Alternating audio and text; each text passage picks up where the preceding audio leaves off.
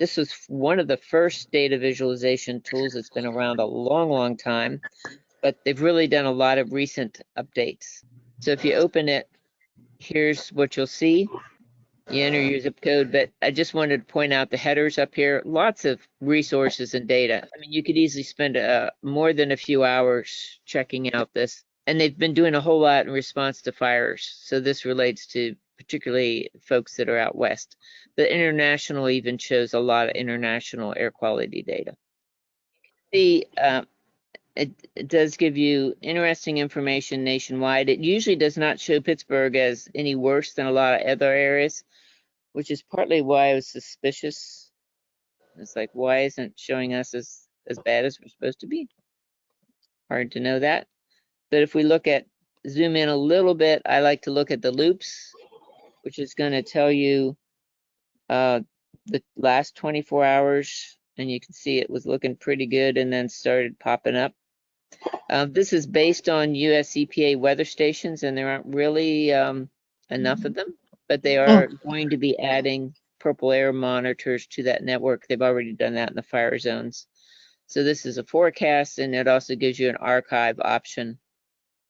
So forecast today, forecast tomorrow. So lots of features, and definitely worth spending some time, particularly if you are interested in broader US patterns as well as weather effects. So shows current and projected, international, national, regional. It has animation features, different, particularly useful in the summer if you're trying to get an understanding of ozone.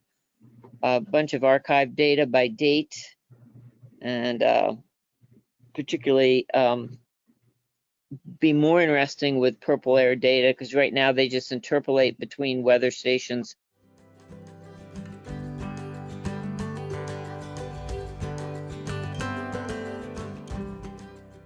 Okay, so Smell Pittsburgh is a app for your phone, and if you see here on the right, you should be able to see it's changing.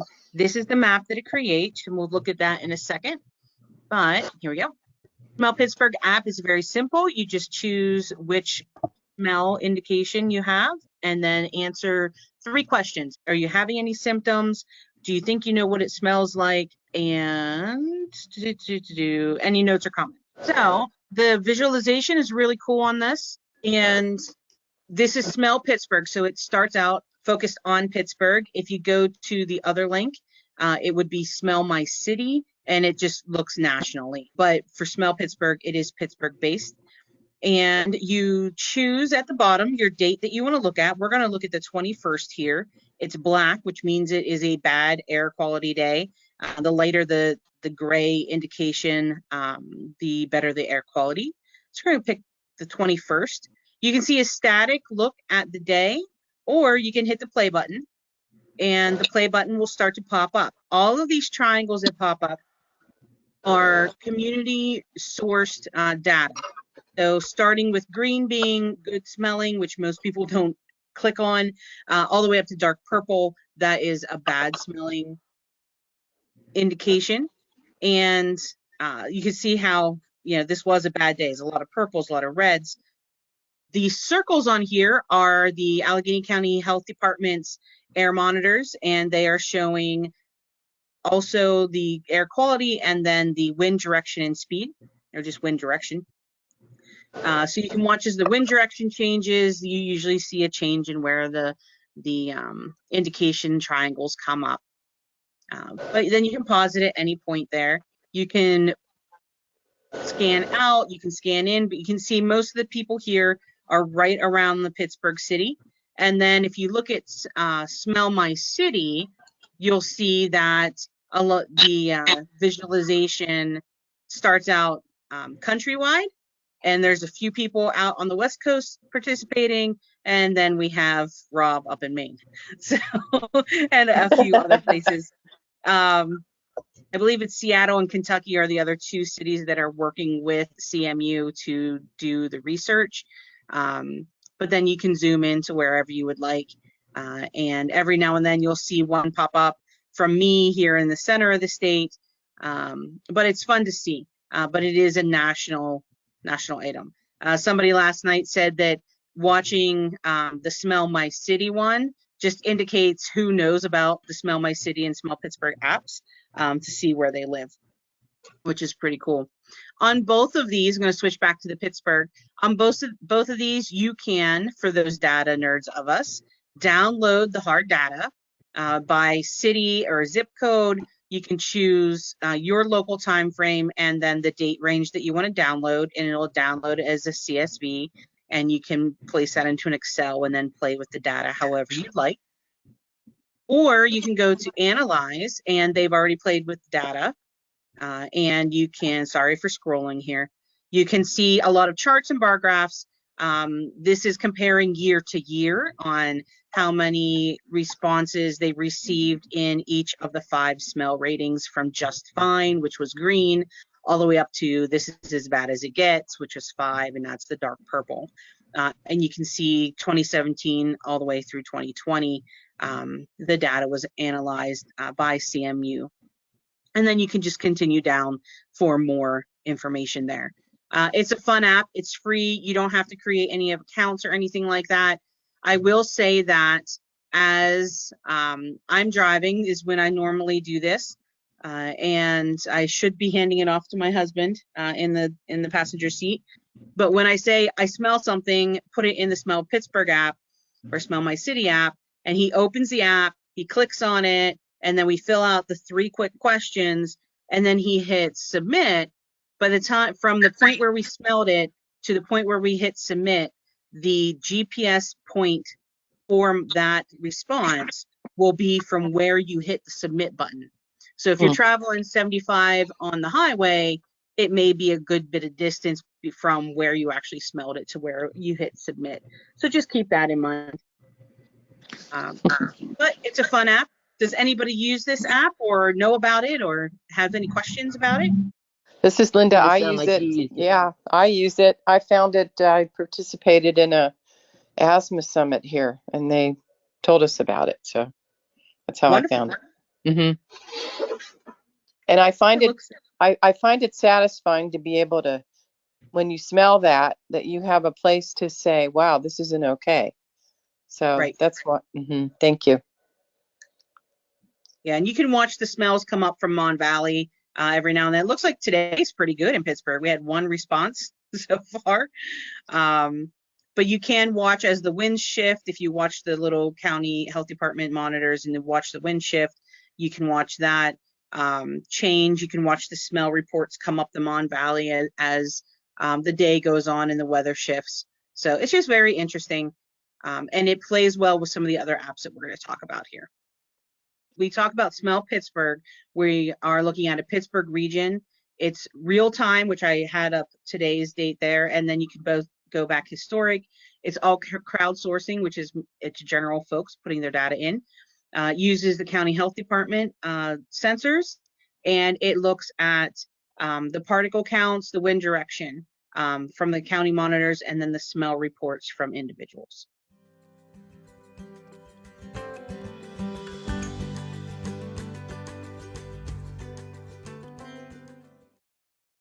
So Plume Pittsburgh has a little intro video, and I'm just going to read their narration. Pittsburgh has poor air quality, in large part because of industrial polluters. Hold on just a second. Plumes of pollution spread from major sources throughout fence-lined communities and across Allegheny County. On our most polluted days, hundreds of people report smell complaints through the Smell Pittsburgh app. Each of these triangles represents a smell report, as we just saw, with yellow being the least bad, up to maroon for the worst. In Allegheny County, sulfur pollution can account for many of these odor experiences, and the 4 highest sulfur polluters in the county are U.S. Steel's Clairton Coke Works, Irvin and Edgar Thompson facilities, and the Cheswick Generating Station. Now, using the government's most detailed NOAA weather models, we can track where this stinky pollution goes. Here's the weather model at work, And see over the span of 24 hours as plumes of polluted exhaust and fugitive emissions move with the air across the region. On this day, pollutants are more concentrated because there is an atmospheric inversion, holding air closer to the ground and in the valleys. The greater Pittsburgh area experiences an average of around 157 inversion days per year, according to the Allegheny County Health Department.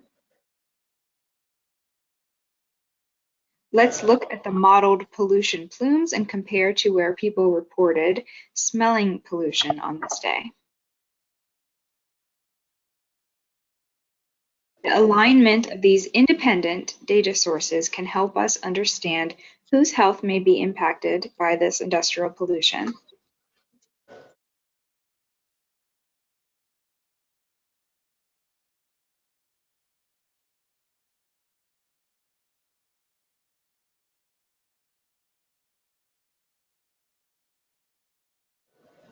The Plume Pittsburgh website lets you explore across time and find how pollution moved on any given day.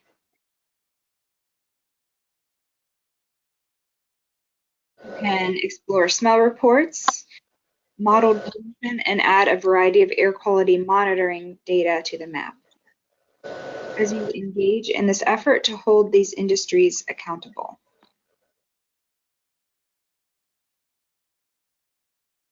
And so now that you saw Jesse's intro to Smell Pittsburgh, this will look familiar to you. You have the same sort of display of the days across the bottom, where the darker the color of the day indicates worse air quality for that day. And you can select which day you'd like to look at. In the legend box here, you can see the triangles corresponding to the smell reports.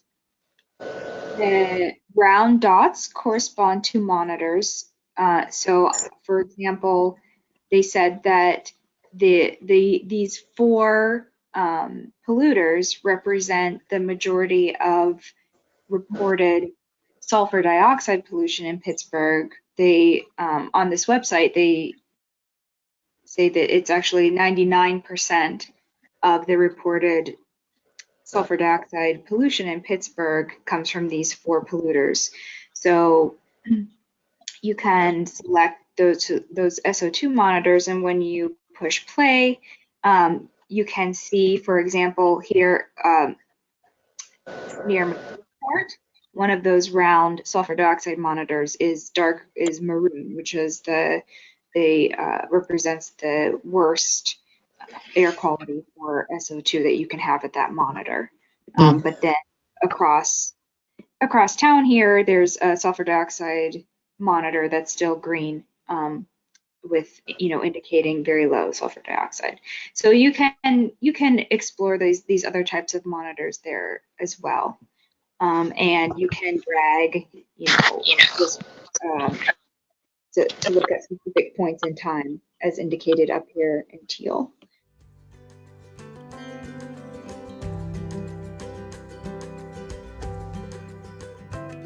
Okay, so this is a tool developed by Carnegie Mellon, and it's for volatile organic compounds, which we don't have monitors for in our cohort, but they're still an important part of air pollution.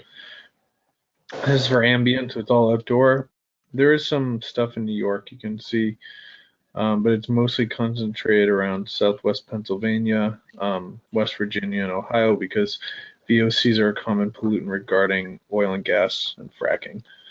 So each individual circle represents a different monitor that's all owned by Carnegie Mellon and administered by them, but they might be at homes or businesses or public lands even. And so the color gradation here in maroon represents the concentration of VOCs in parts per billion from 0 up to 1,000. And it's a time series here, so this graph over here can be set for different groups of time, and you hit the play button. So I'll just demonstrate that. I'll do like past 7 days. Default to at the end, but you can Wow. see that it'll go through each hour day and kind of show you what levels of VOCs were where.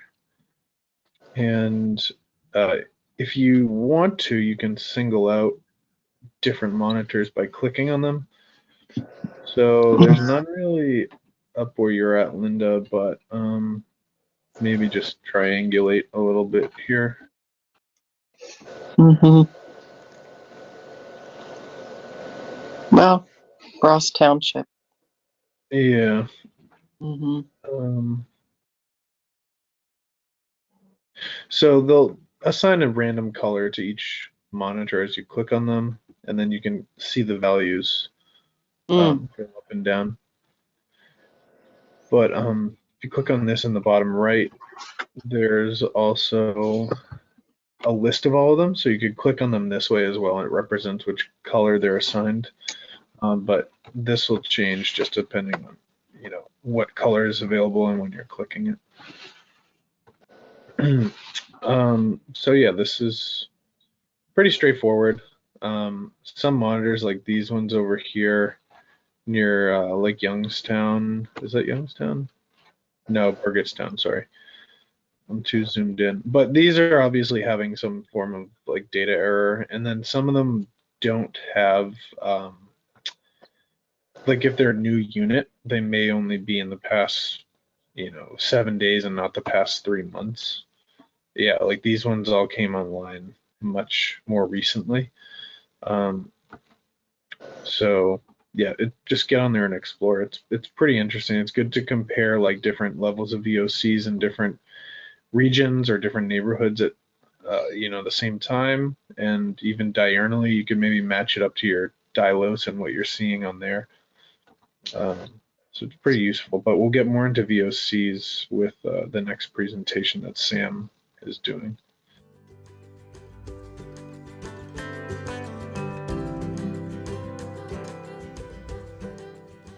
All right, so this is the PurpleAir map. It's a little bit more involved than some of the other maps, or at least extensive, because it covers basically the whole globe except Antarctica. And these are individually purchased monitors from a company out in Utah, Salt Lake City, called PurpleAir. And I think they've actually changed their official LLC name recently, but that's who they are. That's what they're branded as. They're a startup from some University of Utah graduate students, and I think a professor as well. But each one of these circles represents a monitor, and the number in it corresponds to the MET you have selected, which we'll get into in a second. The color scale is pretty similar to the EPA Air Now, where green is good and purple, deep purple is really bad. So normally by default, I was on this yesterday, so that's why it's open, but normally by default, it is on the EPA PM 2.5 AQI standard. So like when you originally go to the map on your own, that's what you'll see. And this corresponds to like what you'll see on your like the weather apps on your phone or those type of sources.